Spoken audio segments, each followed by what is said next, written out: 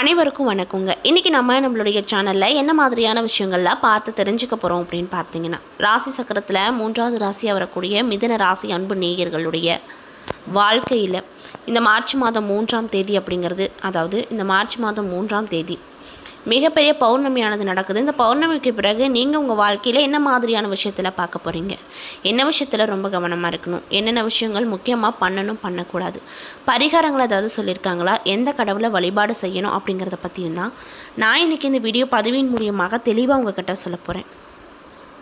இந்த பதிவில் சொல்லக்கூடிய எல்லா விஷயமும் கண்டிப்பாக உங்களுக்கு பயன் தரக்கூடிய விஷயமாக தான் இருக்க போகுது. ஸோ வீடியோவை ஸ்கிப் பண்ணாமல் தொடர்ச்சியாக பாருங்கள்.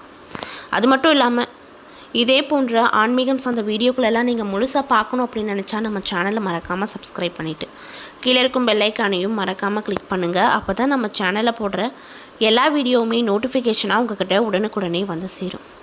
மேலும் உங்களுக்கு மீனாட்சி அம்மனை ரொம்ப பிடிக்கும்னா அந்த வீடியோக்கு ஒரு லைக் பண்ணிவிட்டு நம்மளுடைய கமெண்ட் பாக்ஸில் மீனாட்சி அம்மனுக்கு போற்றி அப்படின்னு சொல்லி மறக்காமல் பதிவிடுங்க. ஸோ இப்போ வாங்க நம்ம வீடியோக்குள்ளே போய் முதல்ல மிதுன ராசி அன்பர்களுடைய குணாதிசயங்கள் அப்படிங்கிறது எப்படி இருக்கும் அப்படின்றத பார்த்து தெரிஞ்சுக்கலாம். இரட்டையர்களை சின்னமாக கொண்ட மிதுன ராசியில் பிறந்த நீங்கள் எந்த ஒரு விஷயத்தை செஞ்சாலுமே உடன் இருப்பவங்க என்ன செய்கிறாங்க அப்படிங்கிறத பார்ப்பதற்காகவே காத்திருப்பீங்க.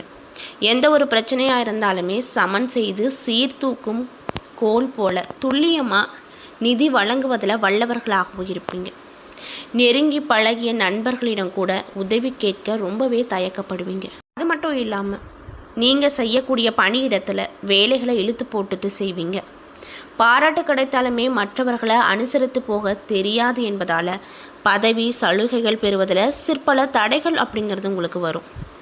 வாக்கு ஸ்தானாதிபதி அப்படின்னு சொல்லக்கூடிய சந்திரன் அப்படிங்கிறதுனால வானத்தில் நிகழும் மாயாஜாலங்களை போல் உங்களுடைய மனதில் பலவிதமான மாற்றங்கள் நிகழ்ந்தபடி இருக்கும். இந்த ஸ்தானம் செலவுகளையும் சேமிப்புகளையும் குறிக்கும் அப்படிங்கிறதுனால உங்களிடம் எவ்வளவு பணம் கொடுத்தாலுமே உங்களால் அதை சேமித்து வைக்க முடியாது அப்படின்னு சொல்கிறாங்க. மூத்த சகோதர சகோதரர்களிடம் உங்களுக்கு பாசம் இருந்தாலுமே இளைய சகோதர ஸ்தானம் என்னும் 3வது இடத்திற்கு சூரியன் அதிபதியாக வருவதால் இளைய சகோதரர் மற்றும் சகோதரர்களிடம் நீங்கள் ரொம்பவே அதிகமாக அன்பு காட்டுவீங்க. உங்களுடைய மூத்த சகோதர சகோதரிகள் எடுக்கும் முடிவுகள் உங்களுக்கு எப்பொழுதுமே எதிர்மறையாக தான் இருக்கும். உங்களின் பூர்வ புண்ணிய ஸ்தானம் என்று சொல்லப்படக்கூடிய 5வது இடத்திற்கு அதிபதியாக சுக்கிரன் வராரு. இதனால் எப்பொழுதுமே இறை அருள் உங்களுக்கு இருந்துகிட்டே இருக்கும். உங்களின் உத்தியோகஸ்தானத்திற்கு அதிபதியாக குரு வருவதால் ஒரே இடத்துல பணிபுரிய உங்களால் முடியாது. எங்கேயும் தேங்கி நின்று விடாமல் உங்களின் பணி எப்பொழுதுமே தொடரும். உங்களில் சிலருக்கு சுய தொழில் துவங்கும் வாய்ப்பும் கிடைக்கும். எனினும் கூட தொழிலின் நிமித்தம் குடும்பத்தை பிரிந்து சென்று வேறொரு இடத்துல பணம் சம்பாதிக்க நேரிடும். மிதுனம் என்பதை இரட்டை என்று பார்த்தோம். ராசி அதிபதி புதனாக வருவதால் பெரும்பாலும் பெருமாள் கோவில்கள் உங்களுக்கு ஏற்றவையாக இருக்கும். அதிலுமே ஒரே தளத்தில் இரட்டை பெருமாள் அருளும் தலமாக இருப்பின் மிகவும் விசேஷம்தாங்க உங்களுக்கு. அந்த வகையில் நீங்கள் சென்று தரிசித்து வழிபட வேண்டிய திருத்தலம் திருத்தொலைவில் உள்ள மங்களம். இது திருநெல்வேலியில் இருந்து 25 கிலோமீட்டர் தூரத்தில் அமைந்திருக்கு அப்படின்னு சொல்கிறாங்க. இந்த கோயிலுக்கு போயிட்டு வந்தீங்கன்னா கண்டிப்பாக உங்கள் வாழ்க்கையில் நிறைய விதமான தீர்க்க முடியாத பிரச்சனைகளுக்கும் நல்ல ஒரு தீர்வு கிடைக்கும் அப்படின்னு சொல்லப்படுது. ஸோ இந்த பதிவை மிதுன ராசிக்காரங்க பார்க்குறீங்கன்னா கண்டிப்பாக இந்த கோவிலுக்கு போயிட்டு வாங்க, நல்ல பலனே உங்களுக்கு பெருமாள் கொடுப்பாரு. அது மட்டும் இல்லாமல் மிதுன ராசியில் என்னென்ன நட்சத்திரங்கள் இருக்குதுன்னு பார்த்தீங்கன்னா, திருவாதிரை நட்சத்திரம், புனர்பூசம் நட்சத்திரம், மிருகசீரிஷம் நட்சத்திரம் போன்ற 3 நட்சத்திரங்கள் இந்த மிதுன ராசியில் அடங்கியிருக்கு.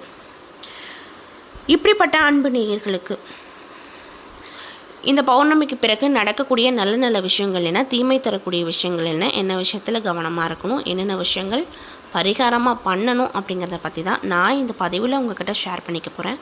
இந்த பதிவில் சொல்லக்கூடிய எல்லா விஷயங்களும் கண்டிப்பாக உங்களுக்கு ரொம்பவே பயன் தரக்கூடிய விஷயமாக தான் அமைய போகுது.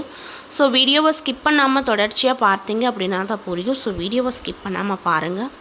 மேலும் இதே மாதிரியான ஆன்மீகம் சார்ந்த வீடியோக்களெல்லாம் பார்த்து தெரிஞ்சுக்கணுன்னா நம்ம சேனலை மறக்காமல் சப்ஸ்கிரைப் பண்ணிவிட்டு பாருங்கள்.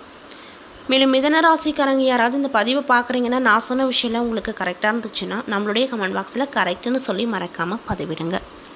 ஸோ இப்போ வாங்க நம்ம வீடியோக்குள்ளே போய் தெளிவாக இந்த மிதுன ராசிக்கு நடக்கக்கூடிய பலன்கள் என்ன அப்படிங்கிறத பார்க்கலாம்.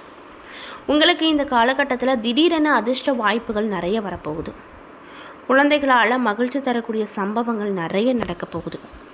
நண்பர்களும் அனுகூலமாக உங்ககிட்ட நடந்துக்குவாங்க. அது மட்டும் இல்லாமல் அவங்கக்கிட்ட நீங்கள் நீண்ட நாட்களை எதிர்பார்த்திருந்த உதவிகள் அப்படிங்கிறது இந்த காலகட்டத்தில் கேட்காமலே கிடைக்கும். இது உங்களுக்கு மகிழ்ச்சியை தரக்கூடிய விஷயமாக அமையும். தெய்வ பக்தி அதிகரிக்கும். எடுத்த செயலை வெற்றிகரமாக முடிச்சு காட்டுவீங்க. பணப்புழக்கம் அதிகரிக்கும். குடும்பத்தில் உறவினர்களிடையே இருந்து வந்த கருத்து வேறுபாடு நீங்கி சுமூகமான சூழ்நிலை கிடைக்கும். வெளிவட்டாரத்தில் மதிப்பு மரியாதையும் அதிகரிக்கும். இன்னும் சிலருக்கு புதிய வீடு வாகனம் வாங்கக்கூடிய வாய்ப்பு அமையப்போகுது. மாத பிற்பகுதியிலிருந்து குடும்ப பெரியவர்களால் நிறைய விதமான நன்மைகள் உங்களுக்கு நடக்கும். புதிய ஆடை ஆபரணங்கள் உங்களுக்கு கிடைக்க போகுது. நண்பர்களுடைய உதவி அப்படிங்கிறது அதிகமாக கிடைக்க போகுது. ஆண்களாக இருந்தாலும் சரி பெண்களாக இருந்தாலும் சரி, அதாவது ஆண்களுக்கு பெண்களாலும் பெண்களுக்கு ஆண்களாலும் நிறைய விதமான நன்மைகள் கிடைக்கும். இன்னும் சிலருக்கு புண்ணிய தலங்களுக்கு சென்று வரக்கூடிய வாய்ப்புகள் நிறைய கிடைக்கும். ஆனாலுமே உடல் ஆரோக்கியத்தில் மட்டும் சற்று கவனம் தேவைப்படுது அப்படின்னு சொல்கிறாங்க. மேலும் உங்களுடைய தாயாரோடு கருத்து வேறுபாடு ஏற்படக்கூடும் அப்படிங்கிறதுனால பேச்சுவார்த்தைகளில் ரொம்ப கவனமாக இருக்கணும். அவருடைய உடல் ஆரோக்கியத்திலும் கவனத்தை செலுத்துங்க. தாய் வழி உறவினர்களிடம் அனுசரணையாக இந்த காலகட்டத்தில் நீங்கள் நடந்துக்கிறது உங்களுக்கு ரொம்ப நல்லது அப்படின்னு வலியுறுத்தப்படுது. அலுவலகத்தை பொறுத்த வரைக்கும் அலுவலகத்தில் எப்பொழுதும் போல் உங்கள் பணிகள் உற்சாகத்தோடு இருக்கும். இன்னும் சிலருக்கு அவரவர் எதிர்பார்த்த சலுகைகளும் இந்த காலகட்டத்தில் கிடைக்கும். உங்கள் ஆலோசனைகள் நிர்வாகத்தினரால் பாராட்டுகள் பெறக்கூடிய வகையில் இருக்க போகுது. தொழில் மற்றும் வியாபாரத்தை பொறுத்த வரைக்கும் இந்த காலகட்டத்தில் நீங்கள் என்ன மாதிரியான மாற்றத்தை பார்ப்பீங்கன்னு பார்த்தீங்கன்னா, லாபம் அப்படிங்கிறது உங்களுக்கு சுமாராக தான் கிடைக்கும். மாத முற்பகுதியில் வீண் விரயம் ஏற்பட சாத்தியம் அமைஞ்சிருக்கு. புதிய முயற்சிகளை தவிர்ப்பது ரொம்ப நல்லது. வியாபாரத்தை விரிவுபடுத்தும் முயற்சிகளையும் தவிர்ப்பது ரொம்ப நல்லது. மேலும் சக வியாபாரிகளால் மறைமுக போட்டிகளை சந்திக்க நேரிடுங்க. அதே போல் குடும்பத்தை நிர்வகிக்கக்கூடிய மிதன ராசி பெண்களுக்கு இந்த காலகட்டம் எப்படி இருக்குன்னு பார்த்தீங்கன்னா, பல வகையிலும் முன்னேற்றம் தரக்கூடிய காலகட்டமாக இருக்க போகுது. மேலும் உங்களுடைய கணவரின் பாராட்டுகள் அதிகமாக கிடைக்கும். அலுவலகத்திற்கு செல்லக்கூடிய பெண்களுக்கு சிறப்பான பலன்கள் கிடைக்க போகுது. மேலும் எதிர்பார்த்த பதவி உயர்வு, ஊதிய உயர்வு இதற்கு முன்னாடி உங்களுக்கு கிடைக்காத பட்சத்தில் உங்களுக்கு இந்த பௌர்ணமிக்கு பிறகு இந்த இரு விஷயமும் கண்டிப்பாக நடக்கும். அதில் எந்த ஒரு மாற்று கருத்தும் இல்லை அப்படின்னு சொல்கிறாங்க. மேலும் உங்களுக்கு அதிர்ஷ்டம் தரக்கூடிய நாட்கள் என்னன்னு பார்த்தீங்கன்னா, பிப்ரவரி 28 மற்றும் மார்ச் 2, 4, 6, 11, 12, 13 இந்த நாட்களெல்லாம் உங்களுக்கு அதிர்ஷ்டம் தரக்கூடிய நாட்களாக சொல்லப்படுது. சந்திராஷ்டம தினம் என்னன்னு பார்த்தீங்கன்னா, மார்ச் மாதம் 14 முதல் உங்களுக்கு சந்திராஷ்டமம் ஆரம்பிக்குது. இந்த டைமில் நீங்கள் ரொம்ப கவனமாக இருக்கணும். பேச்சுவார்த்தைகளில் ரொம்ப கவனத்தை செலுத்துங்க. மேலும் உங்களுக்கு அதிர்ஷ்டம் தரக்கூடிய எண்கள் 7, 9. வழிபட வேண்டிய தெய்வம் மகாலட்சுமி அம்மாள். மேலும் செய்ய வேண்டிய பரிகாரம் என்ன அப்படின்னு பார்த்தீங்கன்னா, விஷ்ணு சாகாஸ்ர நாமம் மற்றும் மகாலட்சுமி அஷ்டாங்கத்தை பாராயணம் செய்து வர நல்ல பலன்கள் உங்களுக்கு கிடைக்கும். அது மட்டும் இல்லாமல் சனிக்கிழமை நாட்களில் ஆஞ்சநேயருக்கு துளசியை அர்ச்சனை செய்து வர நன்மை கிடைக்கும்.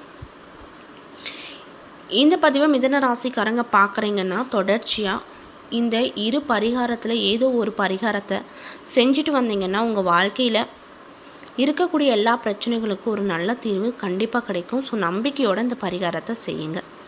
மேலும் உங்களுக்கு தெரிஞ்சவங்க யாராவது மிதன ராசி அன்பர்களாக இருக்கிறாங்க அப்படின்னா அவங்களுக்கு இந்த விஷயத்தை ஷேர் பண்ணுங்கள்.